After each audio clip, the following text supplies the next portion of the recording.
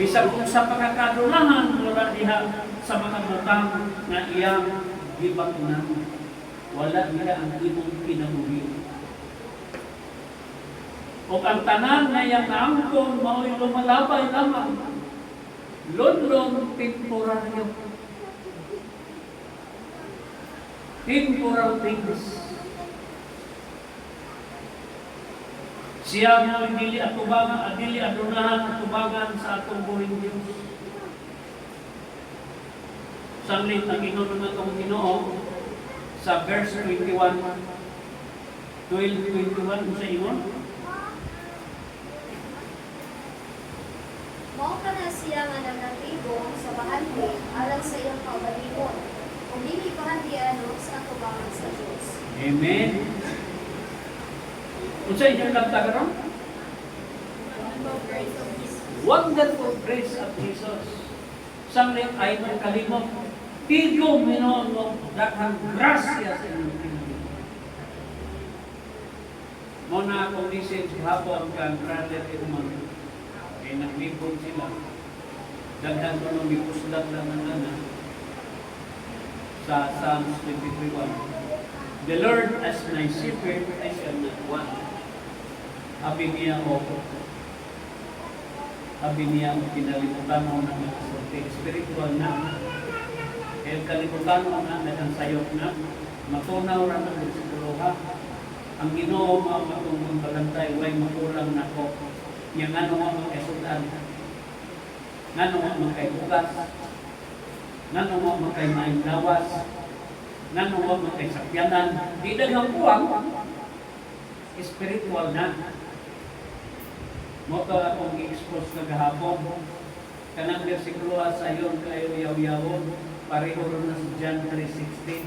For God so loved the world that He gave His only begotten Son, that whatsoever believeth in Him shall not perish but have everlasting life. Sa ayon kayo yaw-yawon, lisok na ito people. Okay? Mga spiritual na. Naaganin ka kang Kristo, tanan ng pangitao ng kalibutan sa langit, ilaw sa iyo ka, naanas imo. Nanuman, kay naanas Kristo. Kung sa'yo buti pasabot, Mateo 28. 18. Na ha? Ano ito pa? Ayaw na. Basa. Ang bigol sa sus, nagsulti kanila na nagainom. Ang tibok nga gahom, itubyan kanako, sa langit o sa yuta. Tanang gahom, setang iya, langit o yuta. Nya, si Kristo nasa imo. So, may kuwang mo. Hello? Kining kalimutan na, mamatay ka gani, bisang ikaw tagihan ng kalimutan na, maangkon mo kibong kalimutan na paglaglag yung kalap, huwag natin kayo na inuwa kay tambal. Pero naga ni Kristo sa imo, tanang gahom sa langit, tanang gahom sa iyong na anak kaniya. Karon kay namatay ka. 11:25 Juan, kung sa inom sa Ginoo, atong pagpapagon ang Ginoo. Sa sus, ngayon kanila. Ako mo ang pagkabanhaw o ang kinabuhi. Ang muto kanako, isang sila namatay, mabuhi pa siya. Iyaw na, besan ka mamatay, buhi o kung kapaniya. Ikaw nakagrabe ng Ginoo. Milagro kayo. Dili pareha lang ito ba mga pastor sa akin? Kamra, buhi ko na, ilang na. O ganit kabuhi sila kitay. Ilang kinay, ilang lula na namatay. Pero ang atong Ginoo, besan ka mamatay, buhi o kung kapaniya.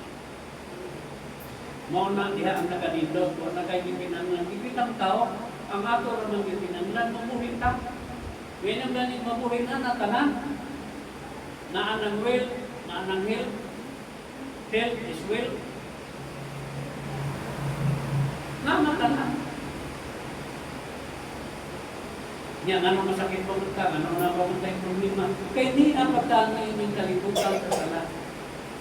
Asa inyong kalibutan? Itutlo asa ang inyong kalibutan, pinagikuyan asa. Ginoo. Muna inyong ipanghambog ito siya. Kung saan ang kalibutan ng inyong ikuyan, makasasala. Hindi ako ingon sila, hindi kung magpagkasala. Correct? Niya kaamyo. Imo pagaling ng gigugmaon, ang Ginoo wa diha nimo. Silo.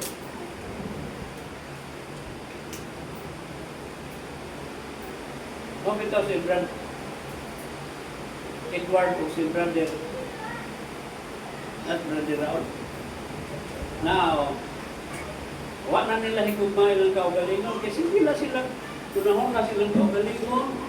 Sige ko ang doktor, sige ko kwarta ka ba, doktor lang po. Kailangan higugma ilang kaugalingon. Ayaw na higugma. Si Kristo nga na diha mga higugma. Wa, hindi ka na po sa imo. Amen? Na, kung ito doon si Brother Edward Florante, o wag na siya mapadoktor. Laway ang doktor na ron. Padoktor pa ka? Wag na. Katigaw na ni Kwarta, tingnan, hindi mo ipangoyan.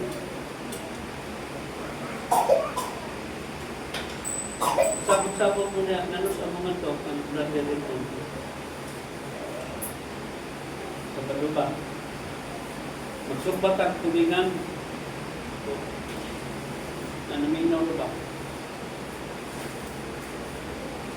Kaya na, may doon. Ikuha ninyo.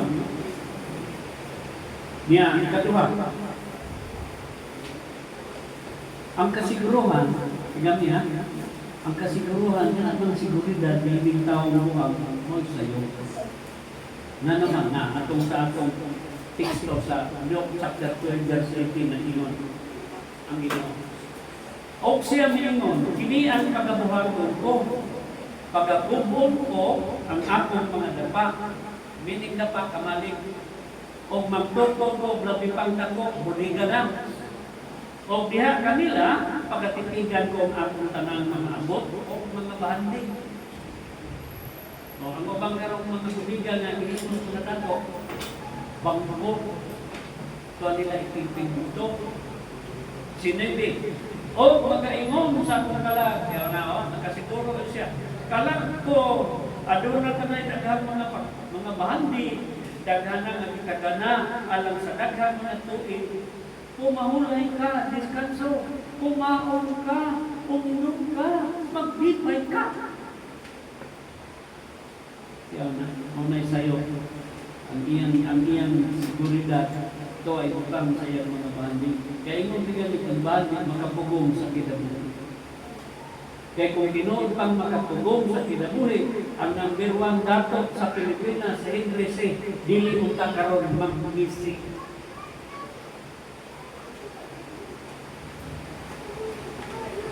Ha? Datos Presidente Marcos Sr. Dagang ang bulawan, bilin tatlo mamatay. You know? Diba? Isa lang mga dato kami. Tatlo si Espina Senior. Sus, naghilog yung tumilog niya na ba? Kwarto nila kung William Joe. Ada kang buhok ng pamintay ka. Dapo kayo ng bildo. Dalam yang kwarto rupin nga rin. Ako, ito yung siguro sa lahat. Jadi, udang mo rin kung mayroon ka bukod mo. Inon siya. Gigitan ka rin mo. At asang tanaw na ko. Dalong karton niya sigarilyo. Dito sa aming uluhan. Puntahan niya niya, mga karton sigarilyo. Dito na siguro kung may mga 15 na karton. Mga sigarilyo champion. Saan ang mga karton tanawa daw na ligiaw. Napakupulpul. Butang may karton na pulpul. Sus, pagliling. Sibuk, oy. Kapuno sa kwarta. Kinarton lagi. Kwarta ino. At ito mo nagkaspikas kwarto, bumbong kwarta. Wa pa bisa.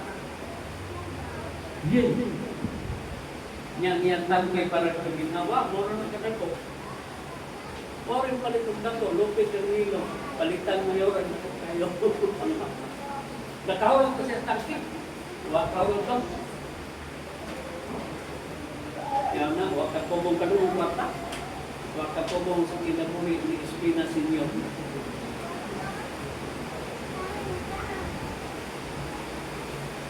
Sampai sa 18 ninyo, mo kayo yung inon, nagdaghan ko rin, papahawlay ka, kumaon, uminom ka. Sampai ang kaumaw ang tao mo, ang murang walay kabalagaan. Nga naman, di siya mamalaka, daghan siya makaon. Di